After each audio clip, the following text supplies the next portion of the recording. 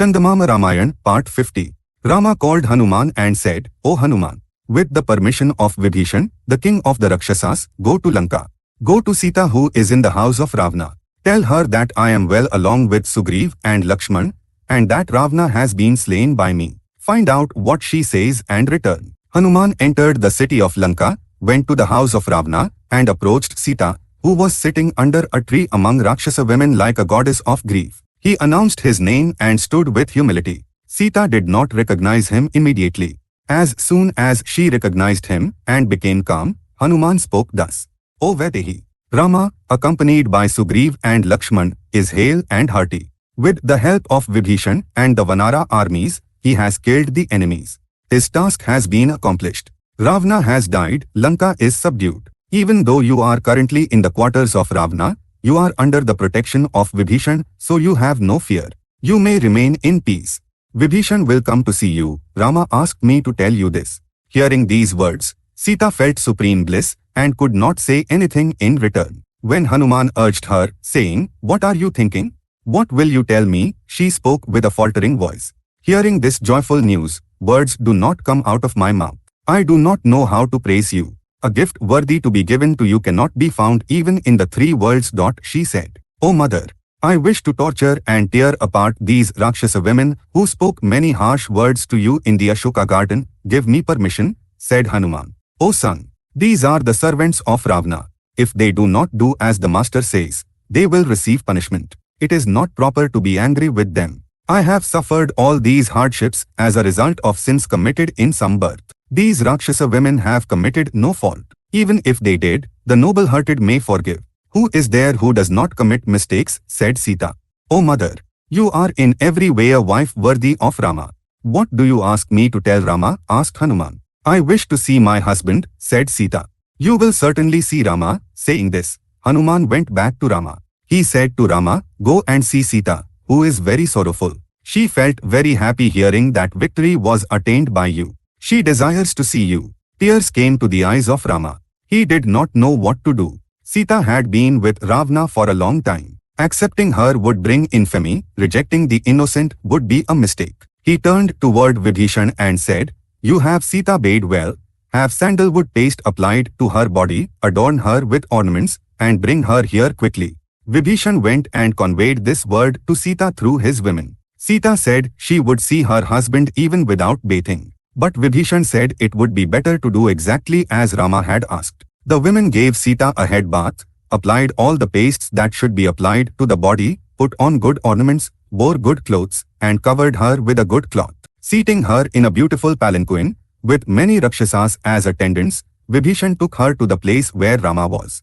To Rama, who was struggling with how to accept or how to abandon Sita, as soon as Vibhishan came and said he had brought Sita, there was also joy that Sita would fall in his sight again. He said to Vibhishan, Bring Sita before me. Upon the order of Vibhishan, the soldiers drove away the Vanaras who had gathered there.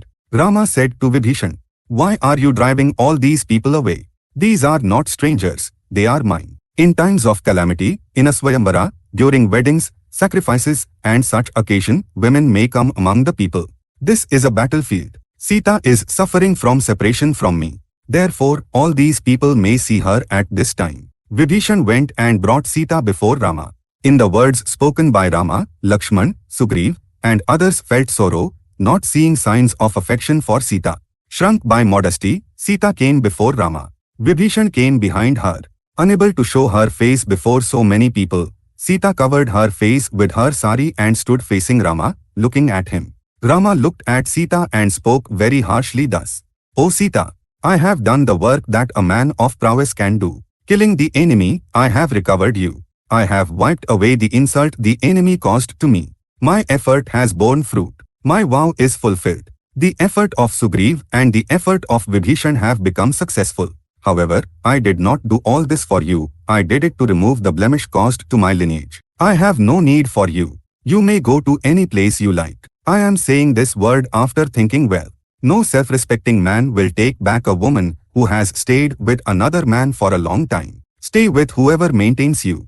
Either Lakshman or Bharat or Sugriv the king of Vanaras or Vibhishan the king of Rakshasas may maintain you. You may stay wherever you feel it will be comfortable for you. Sita, who had been pining away with separation from her husband for so long and who finally expected to hear nectar-like words from his mouth, hearing such words, trembled all over and began to shed tears. She had never heard such words from his mouth. Therefore, with humiliation, her head bowed even further. With a choked throat, she spoke thus. O hero, why are you saying these ear-piercing words in the manner an ignorant man speaks unknown words? I have not committed any fault as you are thinking. Suspecting the entire race of women based on wicked women is not right. You know my nature. Therefore, give up such suspicion. While I was not under my own control, if Ravana touched my body, that fault is not mine. My mind, which is under my control, remained only on you. If my nature is not known to you even after being together for so long, there is no way to know it anymore. If you had sent word that you had abandoned me even when Hanuman came searching for me, I would have committed suicide then itself. You and your friends would not have had this much effort. Marrying me with Agni as witness, or knowing me for a long time, has not become a proof for you now. Sita said these words to Rama and to Lakshman, O Lakshman. After hearing such words, I have no desire to live. Prepare a pyre. I shall enter it and give up my life. There is no other way for a wife abandoned by her husband in the midst of 10 people. Lakshman looked at the face of Rama very sadly. Realizing that he was agreeable to Sita entering the fire to commit suicide, he built the pyre. Sita slowly circumambulated Rama, who stood with his head bowed, came to the burning pyre, offered salutations to the gods and Brahmans, joined her hands, and said, If it be true that I have not thought of anyone other than Rama, if the suspicion Rama has about me be false, if I have not transgressed Rama in mind, word, or deed, let Agnihotra, who is the witness of all, protect me in all ways. Saying this, she circumambulated the fire and entered it. Seeing that, the Vanaras and Rakshasas also made loud cries of woe. Hearing those cries, Rama shed tears with grief. Then Kuber, Yam, Indra, Varuna, Shiva, and Brahma arrived in Lanka in radiant celestial vehicles and came to Rama.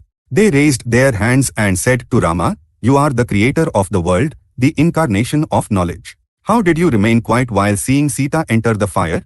I think of myself as the son of Dashratha, who I am in the ultimate sense and why I was born. Brahma must say, said Rama. You are none other than Narayana. Sita is goddess Lakshmi. For the sake of the destruction of Ravana, you took a human birth in this world. You have performed the slaughter of Ravana. Now, come to Vaikuntha, said Brahma. As soon as Brahma said this, Agni rose from the pyre carrying Sita.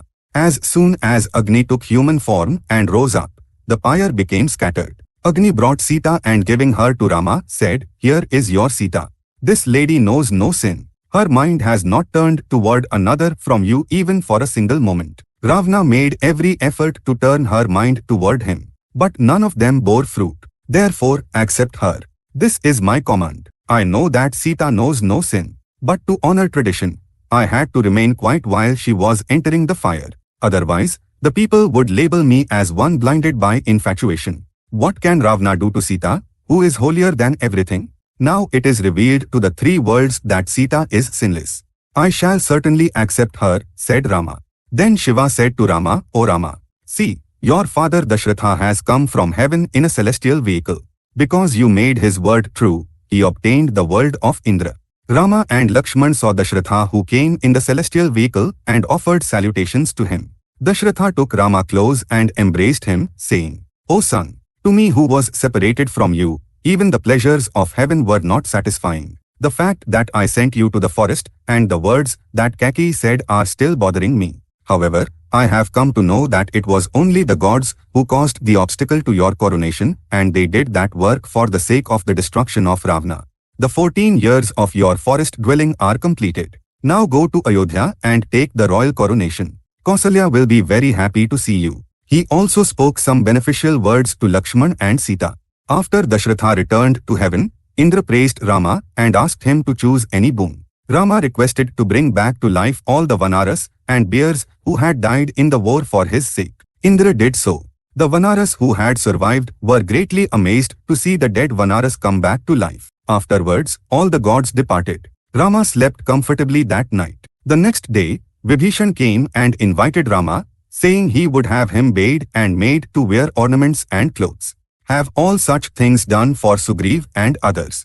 My younger brother made a vow that if I do not return on the day after the 14 years are completed, he would give up his life. He will do as he said. In such a situation, what use are baths, clothes and ornaments to me? I must go to Ayodhya immediately, said Rama.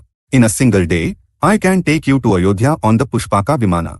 Even though Kuber came earlier, I kept his vehicle for you without returning it to him. It is my prayer that you should go only after receiving the hospitality I give to you, your brother, and your wife, said Vibhishan. Your devotion itself is enough for me. My mind is yearning to see Bharat and my mothers.